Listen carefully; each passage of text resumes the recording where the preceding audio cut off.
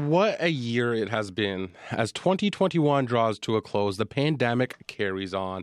And with Christmas just a few days away, health officials are urging people to be careful. Dr. Janet DeMille is Thunder Bay's Medical Officer of Health, and she's joining me now. Good morning, Dr. DeMille. Good morning, Sean. Now, first off, how are you and your team holding up? Oh, that's,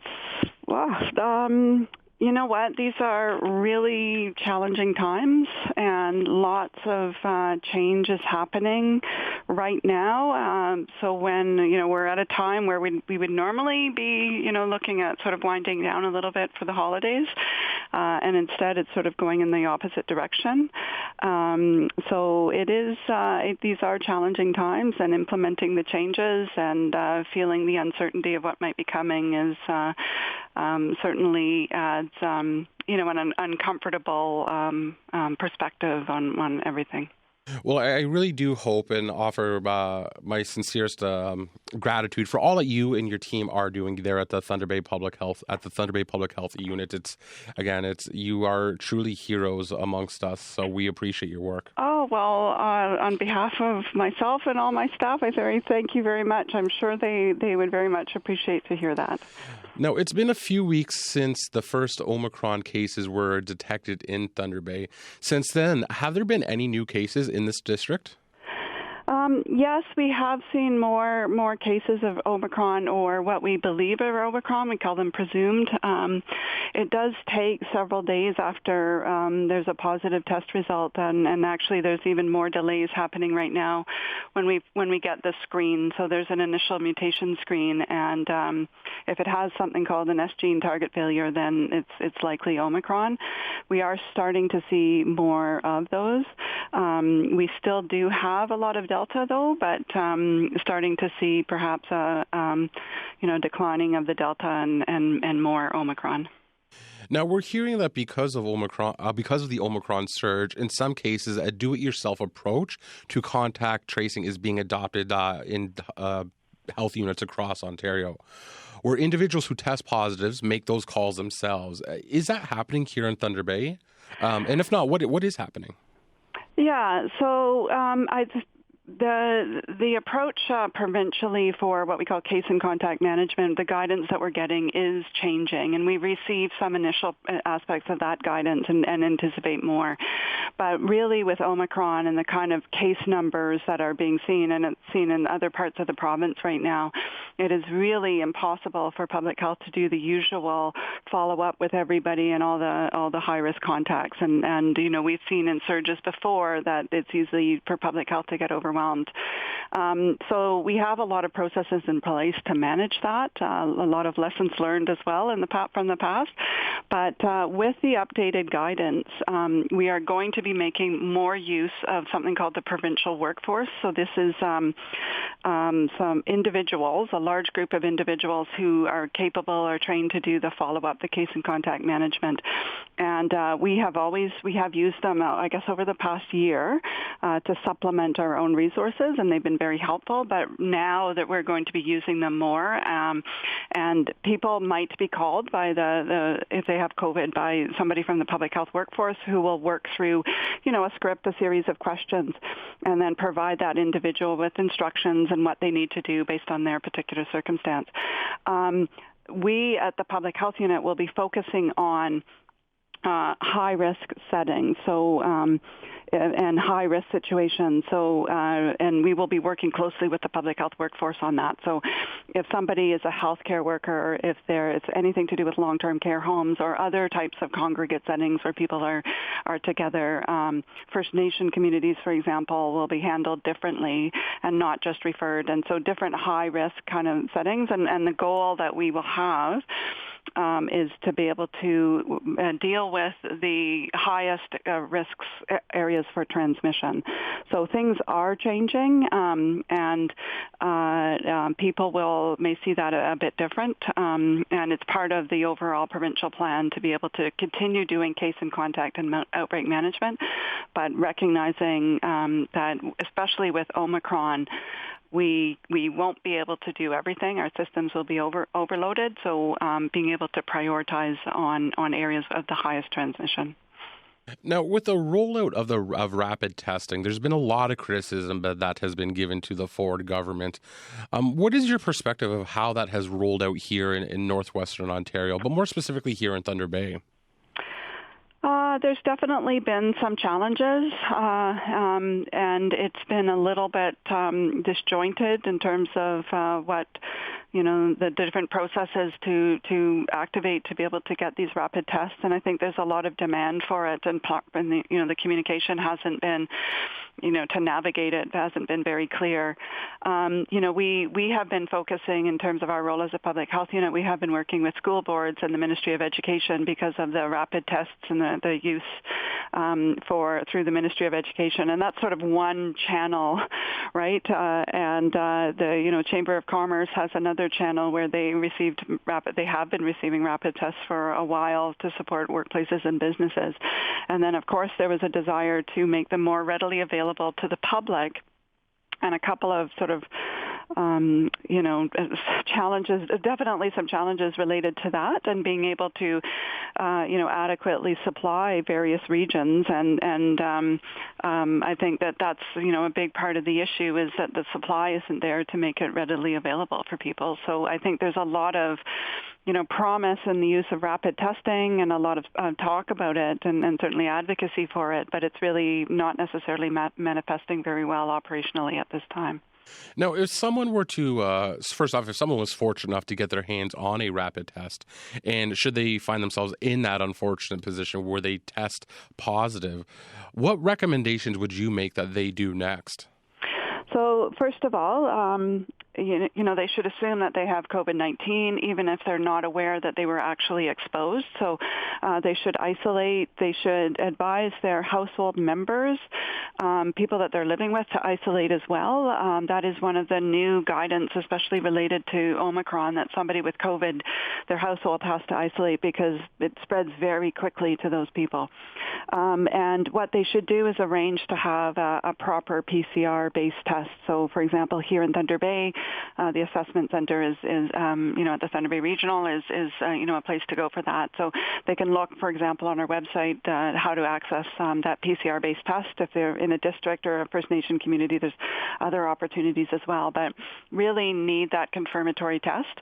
That if it's positive, it's definitely Omicron. If it's negative, then people can feel, and they haven't been knowingly exposed, then they can feel comfortable that was a false positive in terms of the rapid test. So now, if the testing system, though, is if they can't get in for a test, they should still isolate and act as though they have Omicron, even if they have no symptoms as well. So that's sort of asking a lot of people, but it is an important tool, and by using rapid tests and acting on, especially when they're positive, will be really part of how we can get through this next phase. Now, earlier on in the year, the Ford government made comments regarding how they were going to proceed with education as it relates to COVID-19. He referenced the concept of taking a regional approach. So what we know from last year is that should cases rise in schools, they provincially close down the schools. But what he's anticipating this year is doing it on a region-to-region level. Do you have any update in regards to that? Will our students be going back to school come the new year? So I think right now everything that we've heard is the plan is for students to return to school in January as planned. I think, though, in general, what the province is doing and what we're seeing, especially with Omicron, is things are moving very quickly, and the case numbers in Ontario going up, certainly other jurisdictions, very significant rises in COVID-19 cases. So I think, the province is likely watching that very carefully. And, I wouldn't, I would anticipate hearing more, especially as we approach the return to school.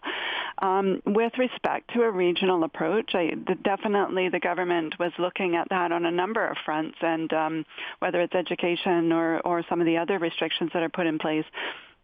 And I think that does present an opportunity, and certainly, value that opportunity, especially given some of the situations we here in Thunder Bay District have been in over the last year and a half. At the same time, we're up against right now a very significant threat that with Omicron and how quickly it spreads, and some modeling predicting very significant consequences for the healthcare system. And so I do appreciate that the province really does need to take that provincial lens on it and make big decisions to protect the healthcare system, and as well, when there's so many significant implications for businesses as well. The province needs to be involved because of the support that they can provide for businesses to get through this. Now, let's talk about vaccines. On Monday, spots for booster shots booked up relatively quickly. Yeah. Do you have a sense of how many appointments were booked in our district?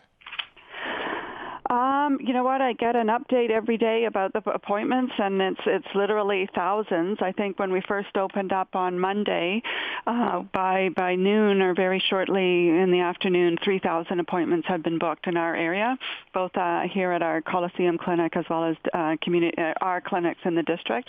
And that's just the points that booked through our systems. There, pharmacies and other providers were also delivering clinics. So we did see a very substantial increase in the number of immunizations that are being given. And we continue to work in terms of our clinics. So the big one is the CLE Coliseum Clinic, but here in Thunder Bay, but also in the district, to really ramp up. And we've reached out to healthcare partners to be able to assist us, support staff to be able to assist us. And we are literally adding more appointments for clinics that are, even this week we were adding more appointments to the clinics this week as we're able to secure the human resources, the staffing to be able to deliver the clinics. We are adding more. And I happen to know, actually, for the listeners, we will be launching for next Monday and Tuesday special clinics for individuals 70 years of age and older. There will be about 100 spots each day just for that particular target group here in Thunder Bay. So we're constantly trying to add more appointments and going forward. And we do have many thousands actually of appointments booked in our system. I think the first week of January 3rd to January 7th, we have close to 5,000 appointments that we alone will be doing, and that's for adults, primarily for booster doses. It's not over and above that will be the 5 to 7-year-olds and anybody who wants to walk in for a first or second dose. Now, we're just days away from Christmas. Do you have any final messages for our listeners?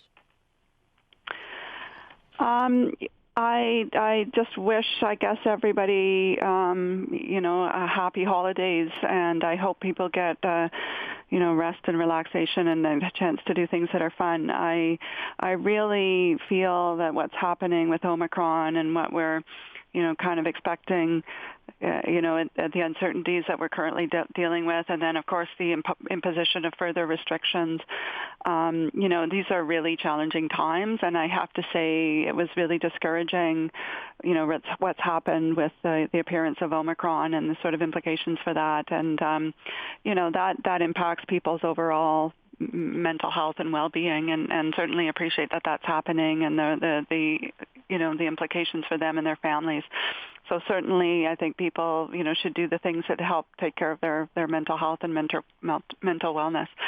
At the same time, still needing to advise people to take the appropriate precautions so that we don't see, the spread of either Delta or Omicron, and recognizing that people gathering together, especially without, those precautions in place, or too many people together, can really spread this virus and set us off on the wrong course come beginning of January.